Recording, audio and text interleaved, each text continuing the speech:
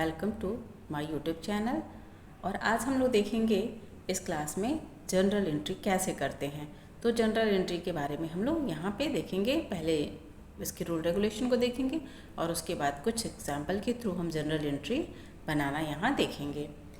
जो ये general entry हमारी हेल्पफुल होगी सारे कॉमर्स की क्लासेस के लिए, सारे कॉमर्स के जितने भी स्टूडेंट होंगे उनके लिए हेल्पफुल होगी, चाहे वो किसी भी कोई भी सब्जेक्ट पढ़ते हों, कोई भी किसी भी बैकग्राउंड के हों, जैसे बीसीए के हों, एमबीए के हों, बीबीए के हों, या 9th के कॉमर्स में हों या इंटर के कॉमर्स में हों, ये सब के लिए हेल्पफुल होगी। ये क्यों हेल्पफुल होगी? क्योंकि ये जनरल जो होती है वो अकाउंटिंग की बेसिक होती है, जिसमें हम सबसे पहले जनरल एंट्री ही बनाते हैं।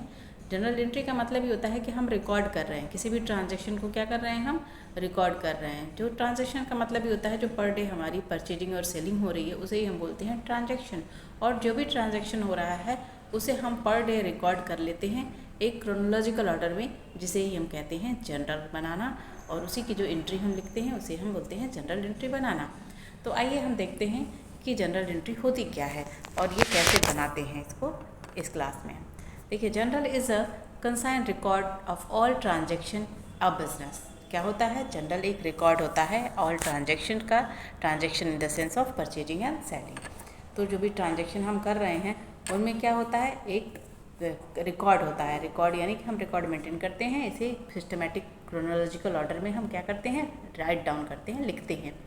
General entry detail how transaction effects account. General entry हमें ये बताता है कि हाउ इफेक्ट, कैसा इफेक्ट पड़ रहा है ट्रांजैक्शन का अकाउंट्स पे। हमारे अकाउंट्स जो हैं उनके ऊपर पर डे जो ट्रांजैक्शन हो रहा है उनका क्या इफेक्ट पड़ रहा है, एंड बैलेंस, और उसका फिर बैलेंस क्या निकल रहा है। All financial reporting in a based on data contained in general entry. और जो भी ये जो फाइनेंशियल रिपोर्ट होती है वो किसके ऊपर बेस करता है? वो जनरल एंट्री के ऊपर ही डिपेंड करता है कि हम एक जनरल एंट्री बनाते हैं और जिससे हमें ये पता चल जाता है कि हमारे रिकॉर्ड में कितना परचेजिंग हुआ, कितना सेलिंग हुआ, कितना हमने किसी को पेमेंट किया। ये सारी चीज़ें हमें जनरल एंट्री के थ्रू पता चल जाती हैं। तो सबसे पहला क्या है? हमें जनरल एंट्री ही बनानी होती है, क्योंकि ये बेसिक है। जनरल एंट्री यानी जो परचेजिंग या सेलिंग हुआ हमने अपने रिकॉर्ड में मेंटेन कर लिया, और ये एक सिस्टम, प्रॉपर सिस्टम में मेंटेन किया जाता है, जिसे हम बोलते हैं जनरलाइजिंग करना, यानी जनरल के लेखे बनाना, एंट्री बनाना। आगे हम देखते हैं what are its features. Features क्या है जनरल का? जनरल पहले तो एक तरफ हमने बार बार बताया कि ये क्या है, क्रोनोलॉजिकल ऑर्डर में लिखा जाता है। क्रोनोलॉजिकल का मतलब ही होता है, ये क्रोनोलॉजिकल ऑर्डर में मतलब होता है the general entry get record at date wise. ये क्या होगा? डेट वाइज रिकॉर्ड किया जाएगा ऑर्डर। एंड इट्स हेल्प, क्या करेगा ये? Help in check transaction much more quickly. ताकि हम क्या करें, अगर डेट वाइज हम लिखेंगे तो ये हम डेट वाइज ही इसको सर्च भी कर सकते हैं कि किस डेट का ट्रांजैक्शन कहाँ पे लिखा हुआ है। और ये क्रोनोलॉजिकल का मतलब, अगर फर्स्ट डेट, पहली तारीख को कोई चीज़ हम लिखे हैं, मान लीजिए ये फर्स्ट अक्टूबर है, तो अगर हमने 1 अक्टूबर को कोई ट्रांजैक्शन लिखा है तो सबसे पहले हम 1 अक्टूबर वाला ही ट्रांजैक्शन का जनरल एंट्री बनाएंगे। फिर अगर 5 अक्टूबर है तो 5 अक्टूबर का बनाएंगे। तो इसी को बोलते हैं क्रोनोलॉजिकल ऑर्डर, यानी एक सिस्टम से चलेंगे। ऐसा नहीं है कि पहले 5 अक्टूबर वाला लिख लेंगे और फिर फर्स्ट वाला लिखेंगे। पहले फर्स्ट वाला लिखेंगे, उसके बाद 5 अक्टूबर वाला ट्रांजैक्शन को हम रिकॉर्ड करेंगे। तो इसे कहते हैं क्रोनोलॉजिकल ऑर्डर में जनरल के ट्रांजैक्शन को करना। सेकेंड है कि डबल एंट्री सिस्टम को फॉलो करता है। डबल एंट्री सिस्टम ये कहता है कि एक समय में एक ट्रांजैक्शन कम से कम दो अकाउंट्स को इफेक्ट करता है, यानी एक व्यक्ति रिसीव करेगा और दूसरा व्यक्ति पे करेगा, यानी एक डेबिट होगा और दूसरा क्रेडिट होगा। तो डबल एंट्री सिस्टम क्या कहता है? Double entry system follow a system where every transaction is entered on the debit on and credit side. यानी एक ट्रांजैक्शन जो होगा वन टाइम में, उसका एक साइड डेबिट होगा और दूसरा क्रेडिट होगा। It is an example of a dual entry system. Dual entry system इसको बोलते हैं। और ड्यूल एंट्री सिस्टम में क्या होता है? ये डबल एंट्री सिस्टम को फॉलो करता है, यानी एक समय, ड्यूल मतलब दो, यानी एक समय में एक ट्रांजैक्शन दो अकाउंट्स को इफेक्ट करता है। One account get debit and other get credit with the same value. मतलब एक अकाउंट उसी पर्टिकुलर ट्रांजैक्शन से डेबिट होगा और दूसरा उसी ट्रांजैक्शन से पर्टिकुलर उसी समय में दूसरा जो अकाउंट होगा वो क्या होगा? वो क्रेडिट होगा। तो इसी को ही हम कहते हैं double entry system. Double entry system means एक जो ट्रांजैक्शन हम कर रहे हैं उससे कम से कम 2 पार्टीज इफेक्टेड होगी, एक लोग डेबिट होंगे और दूसरे क्रेडिट होंगे। आगे हम देखते हैं जनरल का फॉर्मेट। ये है जनरल का फॉर्मेट। इसी फॉर्मेट के बेसिस पे हम क्या करते हैं, जनरल रिकॉर्ड मेंटेन करते हैं। Format of general, format of general में पहला कॉलम क्या है हमारा, डेट का है। पहला कॉलम में हम लिखते हैं डेट, दूसरे में पार्टिकुलर, फिर LF, LF means laser folio. LF को क्या बोलते हैं, लेज़र फोलियो। इसका होता है LEDZER, laser, laser folio. Folio यानी कि लेज़र का पेज नंबर, लेज़र फोलियो यानी लेज़र का पेज नंबर। पेज नंबर जिस पेज पे हम लेज़र करेंगे ना उसके नंबर को यहाँ लिखते हैं। और अमाउंट, अमाउंट 2 बार लिखते हैं, एक अमाउंट डेबिट और दूसरा क्रेडिट। क्यों, क्योंकि हम ड्यूअल एस्पेक्ट को फॉलो करते हैं, डबल एंट्री सिस्टम को फॉलो करते हुए चलते हैं, इसलिए हम अमाउंट को क्या करते हैं, 2 टाइम यहाँ राइट डाउन करते हैं, फर्स्ट डेबिट और सेकेंड क्रेडिट। और पार्टिकुलर के में क्या लिखते हैं, पार्टिकुलर में जो भी ट्रांजैक्शन, जो भी एंट्री कर रहे हैं उसकी डिटेल इन्फॉर्मेशन लिखते हैं पार्टिकुलर में। पार्टिकुलर में देखिए नेम ऑफ अकाउंट, मैंने एक अकाउंट यहाँ डेबिट हो रहा है और दूसरा क्रेडिट हो रहा है। देखिए 2 लिख देने का मतलब ही होता है कि ये क्या हो गया, क्रेडिट हो गया। कोई ज़रूरी नहीं है कि ये 2 के आगे हम क्रेडिट लिखें, 2 लिखने का मतलब ही है कि ये क्रेडिट है। और पहला में name of the account debit और सेकेंड सिर्फ 2 लिख दिया गया तो ये हो गया आपका क्रेडिट। तो इसी को कहते हैं फॉर्मेट ऑफ जनरल। इसी फॉर्मेट में हमें अपने जनरल एंट्री को करना है। अभी हम क्या आगे सीखेंगे, जनरल एंट्री बनाना ही सीखेंगे। तो जनरल एंट्री क्या होगा, इसी पर्टिकुलर फॉर्मेट पे ही हमें बनाना है, अदर कोई फॉर्मेट हम अपने मन से नहीं बनाएंगे। इसी फॉर्मेट के बेसिस पे हम जनरल एंट्री आगे बनाना सीखेंगे। चलिए एक क्वेश्चन देखते हैं। इस क्वेश्चन के बेसिस पे ही हम क्या करेंगे, जनरल एंट्री बनाएंगे। इसके पहले की क्लास में हमने गोल्डन रूल देखा था। जनरल के गोल्डन रूल क्या होते हैं, जनरली क्या होते हैं, अकाउंट कितने तरह के होते हैं, अकाउंट मेनली 3 टाइप्स के होते हैं। ये हम लोगों ने पहले पढ़ा था, आप लोग पीछे वाली वीडियो में जाके इसको देख सकते हैं। देखिए यहाँ पे थोड़ा सा हम रिवीजन करा दे रहे हैं। अकाउंट देखिए बेसिकली कितने टाइप के होते हैं, अकाउंट बेसिकली 3 टाइप्स के होते हैं। पहला होता है पर्सनल अकाउंट, दूसरा होता है रियल अकाउंट और तीसरा होता है नॉमिनल अकाउंट। ये 3 अकाउंट हमारे होते हैं। पर्सनल का मतलब होता है किसी पर्सन के बारे में बताया जाता हो, जैसे मेरा और आपका नाम क्या है, ये हम लोग पर्सन को इंडिकेट कर रहे हैं ना। तो अगर मेरा नाम या आपका नाम क्या हुआ, ये पर्सनल अकाउंट के तहत आता है। इसी तरह से कि बैंक का नाम हुआ, किसी ऑफिस का नाम हुआ, तो जितने भी नेमिंग वर्ड होंगे वो किस अकाउंट के तहत आएंगे, पर्सनल अकाउंट के तहत। और पर्सनल का रूल क्या होता है, पर्सनल अकाउंट का रूल होता है कि debit the receiver and credit the giver, यानी कि जो डेबिट होगा, जो रिसीव करेगा वो डेबिट होगा और जो पे करेगा वो क्या होगा, वो क्रेडिट होगा। जैसे अगर रिसीव करने वाला, इसका रूल होता है, पहले तो हम क्या करेंगे, आइडेंटिफाई करेंगे कि ये पर्सनल अकाउंट है कि नहीं है। अगर कोई पर्सन का नाम आता है या किसी ऑफिस का नाम आता है तो हम इसको जान जाएंगे कि ये पर्सनल अकाउंट की कैटेगरी में आता है, और फिर उस पर हम रूल अप्लाई करेंगे। और पर्सनल का रूल क्या होता है, debit the receiver and credit the giver, यानी डेबिट क्या होगा, जो रिसीव करेगा वो डेबिट होगा और जो देगा वो क्या होगा, क्रेडिट होगा। यानी receiver, debit the receiver and credit the giver, और क्रेडिट कौन होगा, जो गिवर होगा। तो इस फॉर्मूले को अडॉप्ट करते हुए हम यहाँ जनरल एंट्री लगाएंगे। अगर हमारा अकाउंट क्या शो कर रहा है, पर्सनल अकाउंट को शो कर रहा है तो। सेकेंड आपका आता है रियल अकाउंट। रियल अकाउंट में सारे एसेट्स को लेते हैं, जितने भी हमारी एसेट्स, या assets in the sense of property, जितने भी आपकी प्रॉपर्टी होती है उसको हम बोलते हैं एसेट्स अकाउंट। तो एसेट्स में जितने भी आपकी प्रॉपर्टी होगी, लैंड, बिल्डिंग, मशीनरी, ये सारी चीज़ें आ जाती हैं। तो अगर लैंड एंड बिल्डिंग की बात आती है क्वेश्चन में, तो हम क्या करेंगे, रियल अकाउंट का रूल अप्लाई करेंगे। और रियल अकाउंट का रूल क्या होता है, रियल अकाउंट का रूल होता है debit what's come in and credit what's goes out, यानी कि जो हमारे पास आ रहा है उसे हम डेबिट कर देंगे और जो हमारे पास से जा रहा है उसे हम क्या करेंगे, क्रेडिट कर देंगे। सपोज हमने मशीनरी खरीदी तो मशीनरी हमारे पास आएगी, तो मशीनरी को हम क्या करेंगे, डेबिट कर देंगे। और मशीनरी किसके बदले में खरीद रहे हैं, हम कैश पेमेंट करके रहे हैं, यानी पैसा हमारे पास से जा रहा है तो पैसे को हम क्या करेंगे, क्रेडिट कर देंगे। तो इसी बेस के पे हम क्या करेंगे, आगे जनरल एंट्री बनाएंगे।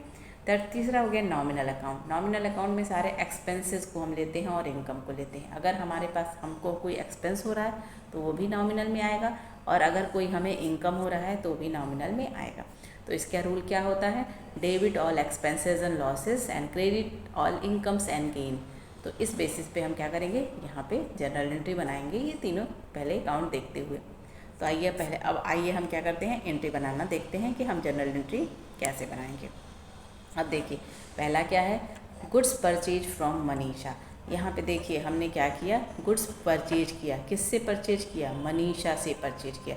यहाँ पे कहीं भी कैश का जिक्र नहीं है, यानी मनीषा से हमने गुड्स परचेज किया। और कैसे परचेज किया, यानी हमने ऑन क्रेडिट बेसिस पे किया, उधार खरीदा। जहाँ भी यहाँ नाम अगर दे दे तो आप क्या समझेंगे कि नाम दिया है, इसका मतलब हमने किस बेसिस पे ख़रीदा, ऑन क्रेडिट बेसिस, यानी उधार माल खरीदा। तो जब भी हम उधार माल खरीदते हैं तो हमारी एंट्री क्या होती है, purchase account D R to Manisha, यहाँ पे नाम हो जाएगा, ठीक है। फिर इसी तरह से है स्टेशनरी परचेज हमने किया। स्टेशनरी परचेज किया तो क्या किया हमने, स्टेशनरी परचेज कैसे किया, कैश बेसिस पे किया। तो हमारी जनरल एंट्री क्या बनेगी, stationery account D R to cash. क्यों, क्योंकि हमने स्टेशनरी खरीदा है ना। अगला हमारा है गुड्स सोल्ड टू प्रिया। यहाँ पे हमने माल बेचा है, किसको बेचा है, प्रिया को बेचा है, यानी हमने अपना गुड्स कैसे बेचा, उधार बेचा, सेल किया है, प्रिया है, कैश नहीं है, यानी कि ऑन क्रेडिट बेसिस पे। तो जब भी क्रेडिट बेसिस पे करेंगे तो हमारी एंट्री क्या हो जाएगी, Priya's account D R to sales. अगला है गुड्स सोल्ड टू निधि। यहाँ पे हमने गुड्स सोल्ड किया है किसको, निधि को, यानी यहाँ भी निधि का नाम आया, यानी हमने ऑन क्रेडिट बेसिस पे यहाँ पे परचेज, यहाँ पे उनको गुड्स सेल किया है। अगला है निधि को पे किया। निधि को हमने पे किया, यानी क्या पे किया, कैश पे किया। अगला है परचेज गुड्स फॉर रुपीज़। यहाँ पे क्या कर रहे हैं हम, परचेज कर रहे हैं goods on a credit from Ritu. यहाँ पे भी हमने क्या परचेज किया है, गुड्स परचेज किया है, और किस बेसिस पे किया है, on credit basis. Cash withdraw for house hold purpose. अब हाउस होल्ड पर्पज़ हमने कैश विथड्रॉ किया है, हाउस होल्ड यानी अपने पर्सनल एक्सपेंसेस के लिए किया है। किसके लिए किया, अपने पर्सनल एक्सपेंसेस के लिए, हाउस होल्ड पर्पज़। फिर अगला है इंटरेस्ट रिसीव कैश। इंटरेस्ट हमने रिसीव किया है कैश। सेल कैश सेल्स, हमने कुछ माल बेचा है। यहाँ पे देखिए कैश सेल्स बेच रहे हैं, उधार नहीं बेच रहे हैं, नगद में हमने माल बेचा। Payment to salary, payment of salary in a cash, हमने पेमेंट किया है सैलरी। तो सबसे पहले हमें इस एंट्री को पढ़ना है ध्यान से, उसके बाद एंट्री में देखना है कि ये कैश बेसिस पे है या क्रेडिट बेसिस पे है, क्योंकि उधार की एंट्री अलग होगी और नगद की एंट्री अलग होगी। तो ये हमको पहले ध्यान से क्वेश्चंस को पढ़ना है। अब देखिए एक क्वेश्चन में मिनिमम कितने लोग इफेक्ट होते हैं। डबल एंट्री सिस्टम ये कहता है कि एक क्वेश्चन में एक जो ट्रांजैक्शन, ये गुड्स परचेज फ्रॉम मनीषा, ये क्या है, हमारा ट्रांजैक्शन है। इसी को हम बोलेंगे कि एक ट्रांजैक्शन है, और एक ट्रांजैक्शन में मिनिमम 2 पार्टी इफेक्टेड होगी। और वो 2 पार्टी कौन सी हो गई, पहला तो हमने क्या किया, हमने परचेज किया, ये 2 पार्टी हमारी यही है। पहला हमने परचेज हमारा इफेक्टेड हो रहा है, और दूसरा है कोई मनीषा। तो एक जो भी पर ट्रांजैक्शन में कौन कौन लोग होंगे, मिनिमम 2 पार्टीज़ होंगी। एक पार्टी को हम डेबिट करेंगे और दूसरी को हम क्रेडिट करते हैं, ये हमारा डबल एंट्री सिस्टम कहता है। सेकेंड एंट्री में देखिए सेकेंड ट्रांजैक्शन क्या कह रहा है, स्टेशनरी परचेज फॉर कैश। यहाँ भी देखिए कौन कौन आ गया, यहाँ पे भी आपका स्टेशनरी और कैश हमने एक परचेज किया। क्या परचेज किया, पहला हमने क्या किया, स्टेशनरी किया, स्टेशनरी, और दूसरा क्या है, यहाँ पे कैश है। यानी पर डे जो हमने डबल एंट्री सिस्टम में पढ़ा था ना कि एक अकाउंट एक समय में कम से कम 2 पार्टीज इफेक्टेड होगी, तो यहाँ पे सेकंड ट्रांजैक्शन में जो स्टेशनरी परचेज है उसमें 2 लोग इफेक्टेड हो रहे हैं, पहला स्टेशनरी और दूसरा कैश। तो इसी बेसिस पे हमें पहले देखना है कि कौन से 2 खाते हैं जो प्रभावित हो रहे हैं। अब देखिए यहाँ पर्सनल अकाउंट क्या है, ये मोनिशा क्या है, ये पर्सनल अकाउंट को डिनोट कर रही हैं, पर्सनल अकाउंट, क्योंकि ये पर्सन है ना, मोनिशा क्या है, एक पर्सन है, और पर्सन हमेशा किसको बताता है, पर्सनल अकाउंट को बताता है। और पर्सनल अकाउंट का रूल यहाँ हम अप्लाई करेंगे। तो अभी हमने रूल आपको क्या बताया है पर्सनल अकाउंट का, debit the receiver and credit the giver. अब ये बताइए अगर हम कुछ परचेज कर रहे हैं तो हम क्या करेंगे, पैसा पे करेंगे ना। आप कुछ गए अगर दुकान से कोई सामान खरीदने तो आप पे करेंगे कि नहीं करेंगे। तो अब अगर हम पे कर रहे हैं तो debit the receiver and credit the giver, तो आप गिवर हो गए। मोनिशा यहाँ पे क्या है, गिवर है, परचेज सामान खरीद रही हैं और मोनिशा ने कुछ पैसा पे किया है, तो मोनिशा एक गिवर की स्थिति में, मनीषा पैसा पे कर रही हैं, इसलिए मनीषा को क्या किया गया है, क्रेडिट टू मनीषा। जहाँ भी टू लिख दिए तो ये क्रेडिट हो गई। तो हमने पहली एंट्री हमारी क्या बनेगी, purchase account D R to Monisha. चलिए अब वन बाय वन, अभी तो हमने स्टेटमेंट पढ़ा कि ये क्या है स्टेटमेंट है। अब एंट्री हम देखते हैं कि एंट्री किस बेसिस कैसे करते हैं। ये देखिए ये एंट्री करने का तरीका है, ये आपको बताया गया था ना कि इसी फॉर्मेट में हमको एंट्री करनी है। देखिए ये डेट, पहला कॉलम डेट बनाएंगे, फिर पार्टिकुलर, LF, अमाउंट डेबिट और अमाउंट क्रेडिट, ये आपके 5 कॉलम बन गए। तो ये 5 कॉलम हमें बना लेने हैं। पार्टिकुलर थोड़ा देखिए चौड़ा बना है, क्योंकि पार्टिकुलर में हमें क्या लिखना है, पूरी डिटेल लिखनी है, इसलिए इसे हम चौड़ा बनाते हैं। देखिए पहला क्या है, 1 अप्रैल को एक ट्रांजैक्शन हो रहा है। क्या हो रहा है, हमने गुड्स परचेज किया, और वो भी किसने परचेज किया, मनीषा ने। तो purchase account dear to Manisha, ऐसे लिखते हैं परचेज अकाउंट डियर। और जब टू लिखते हैं ना तो थोड़ा हट के लिखते हैं, यहाँ से देखिए थोड़ा सा एकदम सीधे नहीं लिखा गया, टू मनीषा। अब ये इसकी एक ये जो हमने किया है, ये इसको बोलते हैं नरेशन करना, being goods purchase on credit. ये एक तरह से क्या है, ये ट्रांसलेशन है, जो आपका स्टेटमेंट दिया था ना उसी को हमने ट्रांसलेट कर दिया। Being goods purchase on credit, क्या किया हमने, परचेज किया गुड्स, कैसे, किस बेसिस पे, ऑन अ क्रेडिट बेसिस पे। और अमाउंट यहाँ 2 बार लिखी जाती है, एक बार डेबिट में और दूसरी बार क्रेडिट में। ठीक है।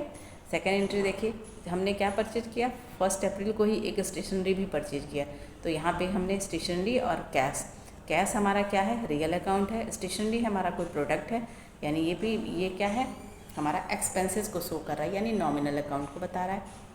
तो यहाँ पे हमने एक्सपेंसेस किया ना, तो ऑल एक्सपेंसेस डेबिटेड, तो हमने स्टेशनरी अकाउंट दिया टू कैश। यहाँ पे भी अमाउंट हम 2 बार लिखेंगे, बार बार अमाउंट हम डेबिट में भी और क्रेडिट में भी लिखते हैं, क्योंकि डबल एंट्री सिस्टम हमारा यही कहता है कि वन टाइम में एक ट्रांजैक्शन 2 साइड को इफेक्टेड करता है। इसकी भी नरेशन हम लिखेंगे, being purchase of stationery for cash, हमने क्या किया, स्टेशनरी परचेज किया, और वो भी कैसे किया, कैश बेसिस पे। अगला है क्या है, बीइंग गुड सोल्ड टू प्रिया, हमने प्रिया को कुछ सामान बेचा है ऑन क्रेडिट बेसिस पे, उधार बेचा।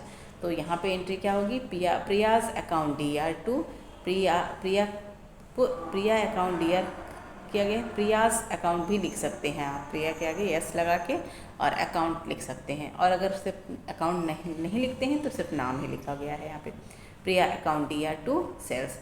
नरेशन क्या बन रहा है, नरेशन यहाँ बन रहा है, being goods sold to Priya on credit, उधार बेसिस पे कर रहा है। जस्ट परचेज की अपोजिट एंट्री हो जाती है, परचेज यहाँ डेबिट है तो यहाँ सेल्स आप क्रेडिट कर देना है। अमाउंट यहाँ भी 2 बार लिखना है। अगली एंट्री है निधि टू से, being sale of goods to Nidhi on credit, हमने क्या किया, निधि को कुछ गुड्स बेचा, किस बेसिस पे, क्रेडिट बेसिस पे। तो एंट्री बनी Nidhi account dear to sales. Narration देखिए, being sales of goods to Nidhi on a credit, Nidhi को हमने कुछ सामान बेचा, किस बेसिस पे बेचा, ऑन अ क्रेडिट बेसिस। अगली एंट्री हमारी 8 अप्रैल को है, कैश हमने पेड किया है निधि को, निधि ने कैश पेड किया है, कैसे, कैश रिसीव फ्रॉम निधि, निधि से हमने कुछ पैसा रिसीव किया। अब निधि यहाँ क्या है, हमको पैसा दे रही है ना, तो निधि को हम क्रेडिट करेंगे। अगर निधि लेती पैसा तो निधि को हम डेबिट करते, बट यहाँ निधि हमको कुछ पैसा दे रही है, तो निधि क्या है, गिवर की कंडीशन में है, तो गिवर को क्रेडिट करते हैं।